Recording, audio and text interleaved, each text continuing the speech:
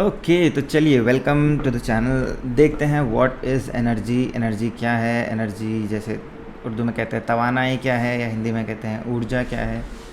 सो क्या है energy? This looks more like a philosophical question. ऐसा लगता है कि ये एक ऐसा सवाल है जिसके बारे में हम ज़्यादा सोच सकते हैं, बिकॉज़ एनर्जी एक ऐसी चीज़ है जिसको हमने देखा नहीं है। लाइक आपको याद है, आपने कभी एनर्जी देखी है? आपने लाइट देखी है विच इज़ एनर्जी। आपने हीट महसूस की है, यानी कि उसकी गर्मी महसूस की है, उससे जो गर्मी हो रही है वो महसूस की है, लेकिन आपने वो एनर्जी महसूस नहीं की है।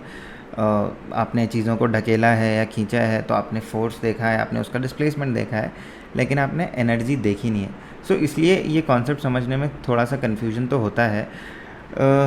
इसके लिए साइंटिस्ट इसको ऐसे डिफ़ाइन करते हैं कि एक ऐसी चीज़ है जो है, यानी कि जिसकी वजह से चीज़ें हो रही हैं, जिसकी वजह से काम हो रहा है, जिसकी वजह से वर्क डन हो रहा है, और इसको हम कॉन्सेप्चुअली समझते हैं, यानी कि इसको हम मैथमेटिकली समझते हैं।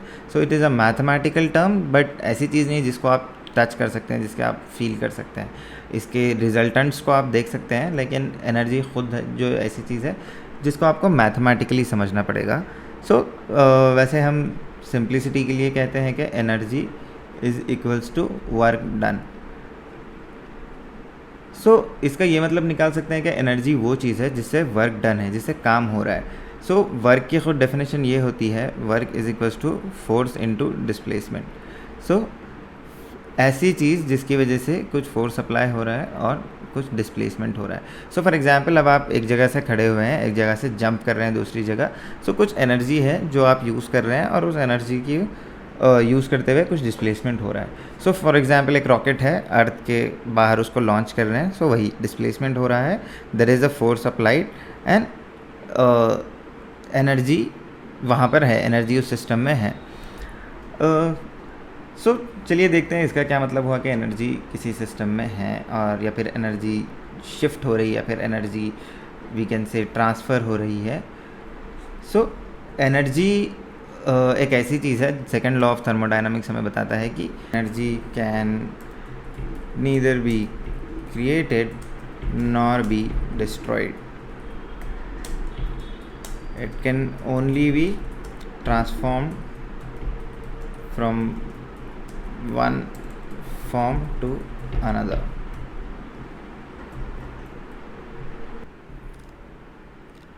Now let's take some examples to understand this sentence that energy can neither be created nor be destroyed, can be only be transformed from one form to another. So let's take an example as a piece of wood. So we have a piece of wood. So for example, the as we know कि सबसे पहली जो दरियाफ्त थी एक energy के form में, वो थी आग। So fire was something which was revolutionary in mankind's development and evolution. So fire एक ऐसी चीज़ थी जिसने हमें बहुत कुछ करने को, बहुत कुछ इंसान को समझने को और बहुत सी चीज़ें अचीव करने में हेल्प किया।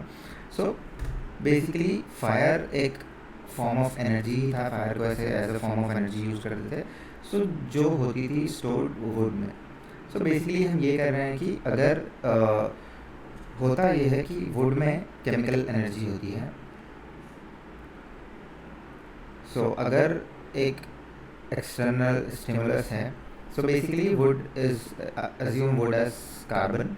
अगर हम उसको थोड़ा सा जलाते हैं in with the help of oxygen in our environment, it creates CO2। So this is a simple chemical reaction, but what is happening with this is carbon एक ऐसे फॉर्म में बाइंड होता है, एक ऐसे फॉर्म में होता है वुड के अंदर, इस टाइप के चेन्स में होता है कि ये एक एक्सोथर्मिक रिएक्शन होती है, यानी कि इससे हीट एनर्जी बाहर निकल रही है उस रिएक्शन से। सो जब हम इस वुड को जला रहे हैं तो हमें फायर मिल रहा है। So chemical energy in the piece of wood और in the piece of coal, charcoal, heat energy के फॉर्म में बाहर आ रही है। फिर उस हीट एनर्जी को हम यूज़ कर सकते हैं अलग अलग फंक्शंस, अलग अलग काम के लिए। सो इस तरह से वुड के अंदर भी एक तरह की एनर्जी हो गई। सो इस चीज़ को हम केमिकल एनर्जी को जो इस तरह से स्टोर्ड है, इसे पोटेंशियल एनर्जी भी कह सकते हैं।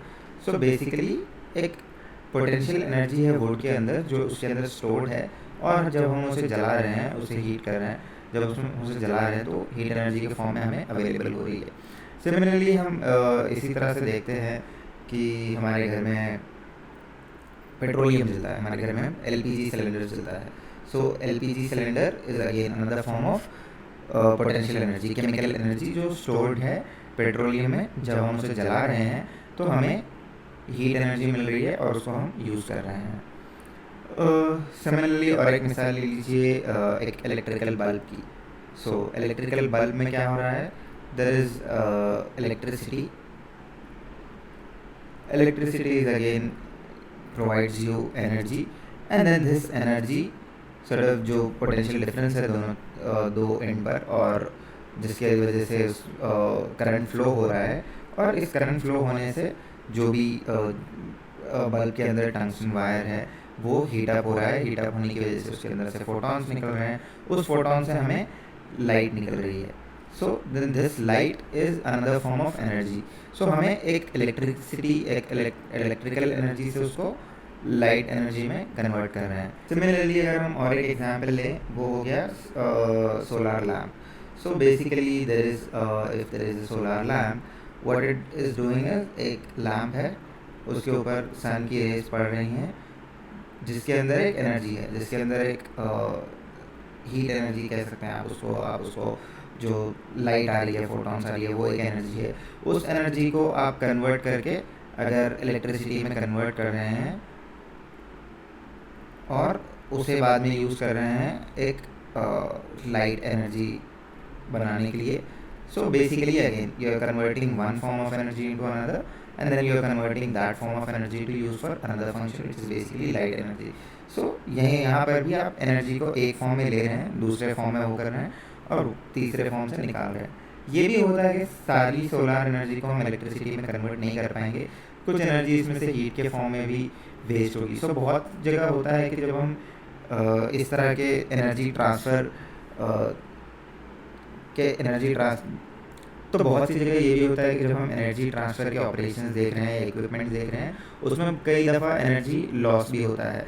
सो बेसिकली वो एक लॉस ऑफ एनर्जी रहेगा, बट अगेन वो लॉस ऑफ एनर्जी रहेगा अनडिज़ायर्ड फॉर्म ऑफ एनर्जी में, लेकिन वहाँ पर एनर्जी डिस्ट्रॉय नहीं हो रही है, वो सिर्फ दूसरे फॉर्म में कन्वर्ट हो रही है जो हमें उतना यूज़फुल नहीं है, लेकिन फिर भी एनर्जी डिस्ट्रॉय नहीं हो रही है. सो और एक एनर्जी फॉर एग्जांपल हम देख लें, सो वो that is our motor. So what does a motor do is, motor is basically like we are passing magnetic current through a coil, and which is sort of, this coil is generating magnetic field, and this coil is making, there is for example there are like fan blades to this motor, and this is causing this blades to rotate because of the magnetic effect of the coil. So हम electrical energy को magnetic energy में convert कर रहे हैं और उसे फिर physical sort of kinetic energy में कन्वर्ट कर रहे हैं. सो ये हो गया एक मोटर का function. Similarly if you look at a turbine, so what a turbine does is reverse of a motor. So for example even आपके पास अगर एक मोटर है, आपने छोटी जो बच्चों के खिलौने में जो मोटर मिलती थी, अगर आप उसी को भी अगर लेकर उसके दोनों एंड पर एक एलईडी कनेक्ट करें और उसे भी घुमाएं, तो उसके अंदर आप देखते हैं कि दोनों साइड में करंट जनरेट होता है. सो ये magnetic property, Faraday's law etcetera बाकी चीज़ें, ये कैसे हो रहा है हम ये बाद में देखेंगे, बट पहले समझना ज़रूरी यही है कि टरबाइन में यही होता है. So if there is a turbine, it has different blades, and then if sort of you are rotating these blades, तो ये एक coil के थ्रू जा रहा है. सो और जब ये coil के अतराफ में अगर एक ऑब्जेक्ट रोटेट हो रहा है, तो जिसकी वजह से it will create electrical energy across potential voltage. So basically it will create voltage potential difference across these two, and which will cause electricity to generate, it will cause current to flow. So basically turbines में भी यही होता है. So we are converting kind of kinetic energy to magnetic, and then this to electrical energy. Energy की सबसे one of the best example जो हमने सबसे ज़्यादा ऑब्जर्व की है वो है food.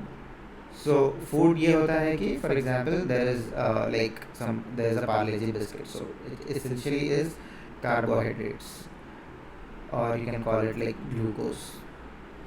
When we eat that, what our body does is it breaks that glucose into different compounds, like sucrose and water and etc.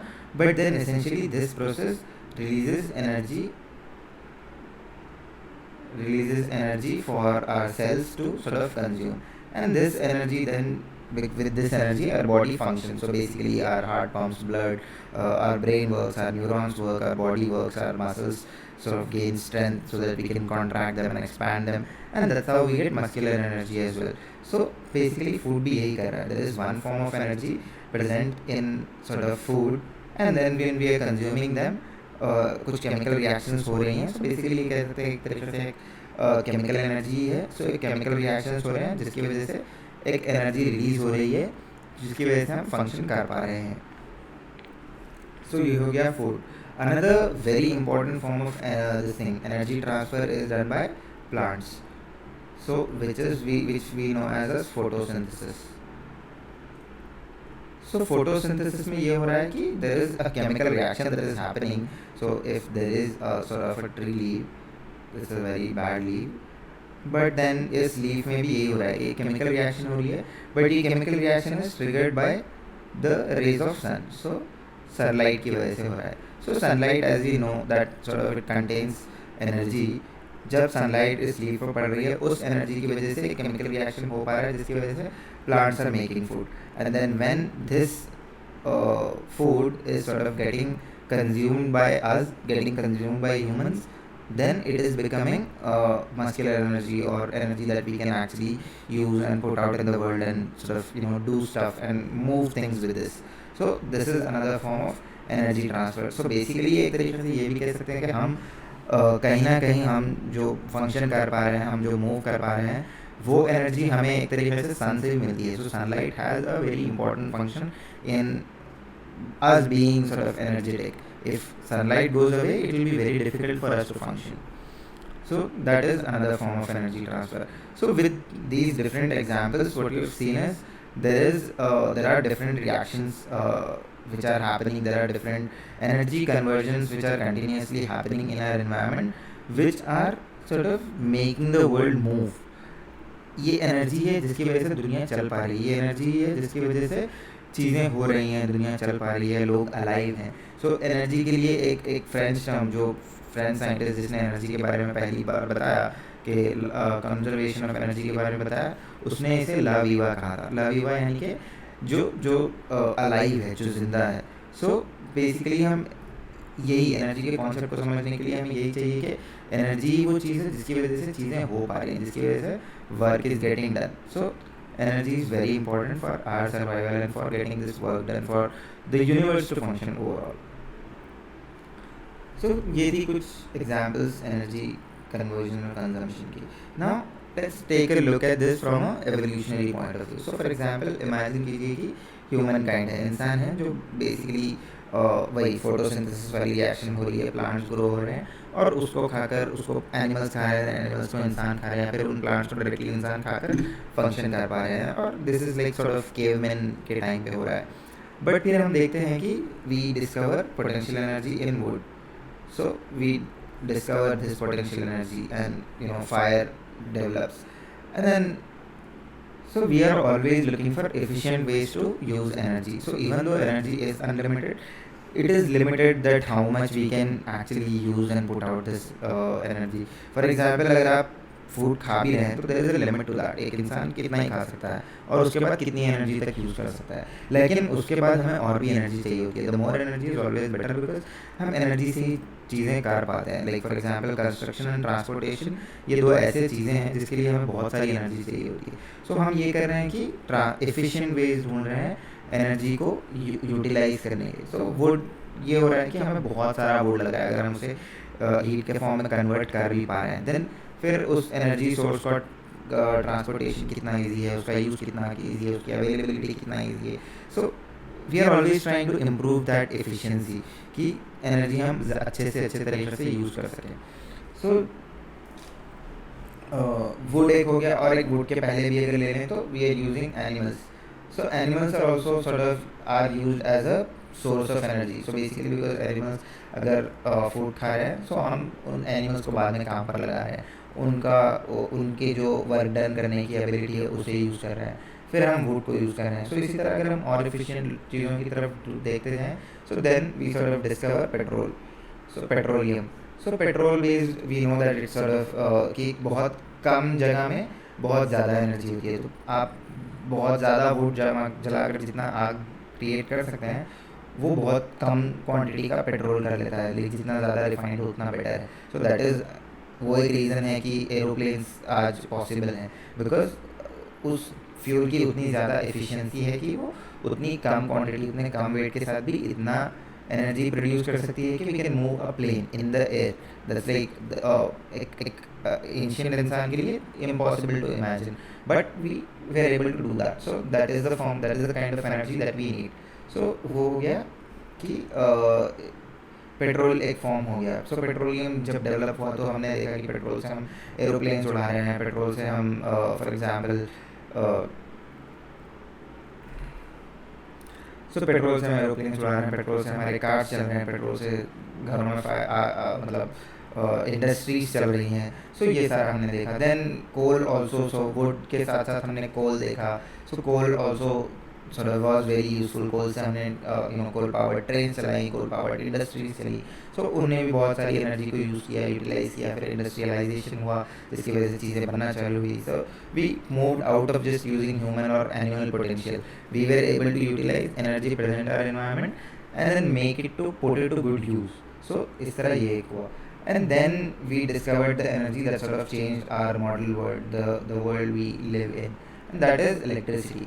So electricity was revolutionizing because आप petrol और कोल को कितना ही एक जगह से दूसरी जगह ट्रांसपोर्ट कर सकते हैं, and it is very difficult.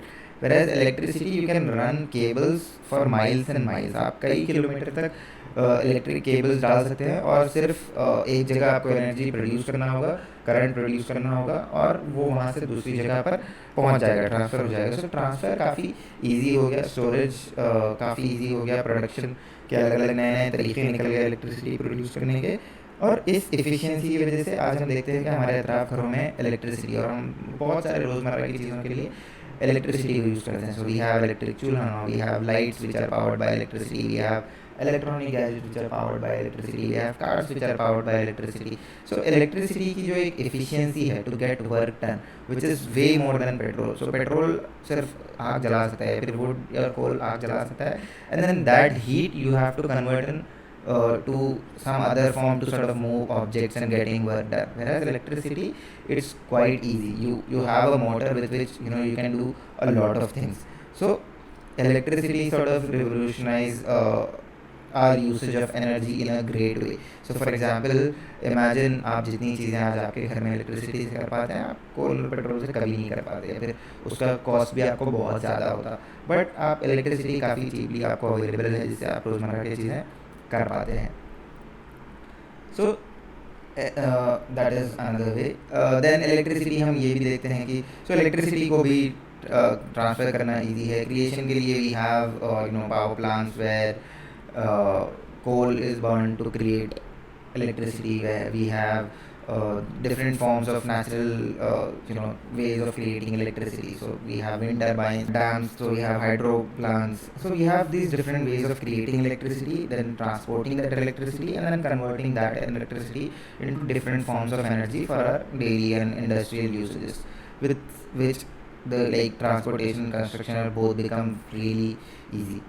We are also able to create electricity by sort of nuclear energy.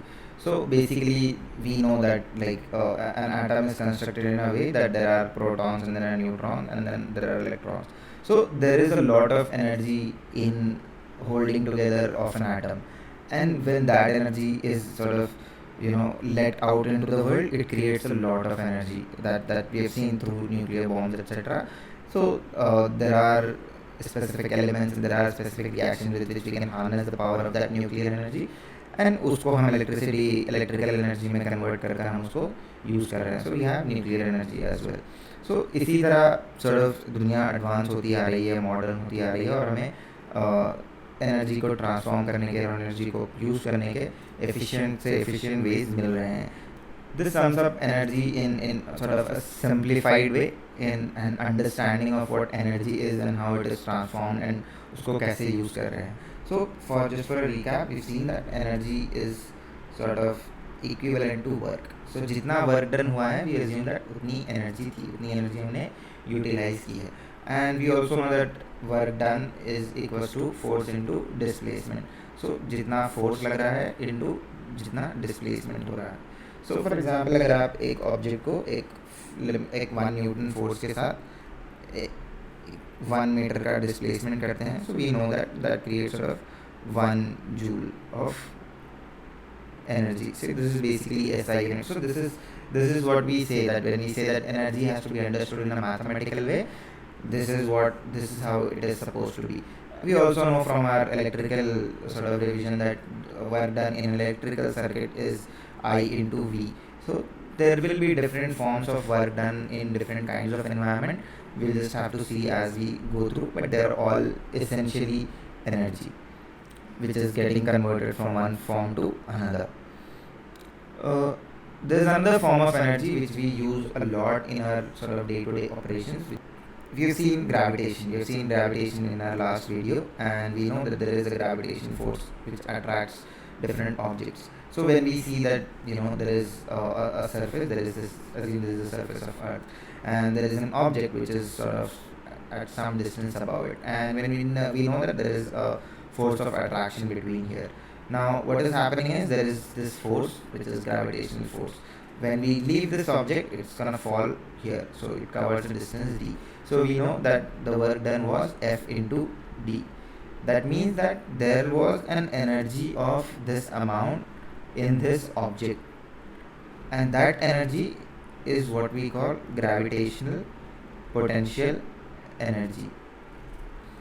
So this becomes your gravitational potential energy. So for example, imagine there is an object and you're lifting and placing it at a height d. That basically means that you're using your muscular energy, you're using the food that you ate, and all the energy that sort of transformed to come into your hand. You're using that energy to put that object on a higher place, essentially converting it into gravitational potential energy.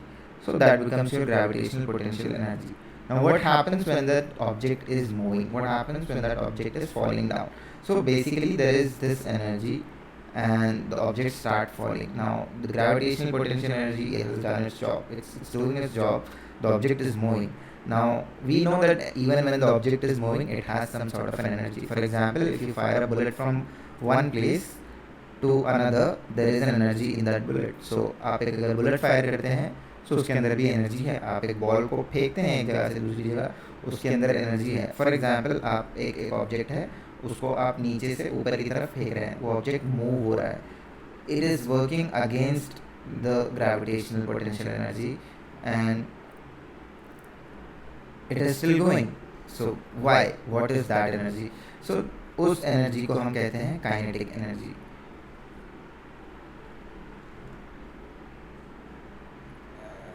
Kinetic energy is the energy which is in objects when it is sort of it is in motion. So it has a certain velocity. An object is in motion, that means that it has a velocity.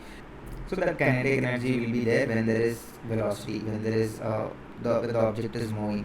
And with different experiment, we have concluded that energy equals to half of mv square. So square of the velocity into mass into 1 by 2. So this is the kinetic energy. How we prove this is basically we run experiments where the potential energy, which is basically, as you've seen, the force, we know that this is the force of gravitation, m into g, mass into gravitation force, which is the acceleration if the object is falling, and the height it's going to cover. So this displacement d becomes its height, h. So mgh equals to half mv square, and this is the potential energy that is getting converted to a kinetic energy. And this is how we solve a lot of problems and a lot of questions in chapters we will cover in motion. So this is a very sort of important aspect to remember. I hope you understood this. So we know F is equals to mass into acceleration. This acceleration is g, which becomes F is equals to mg. Now we know W is equals to F into d. This is force, and the d that we have known here is height, essentially how high the object is placed.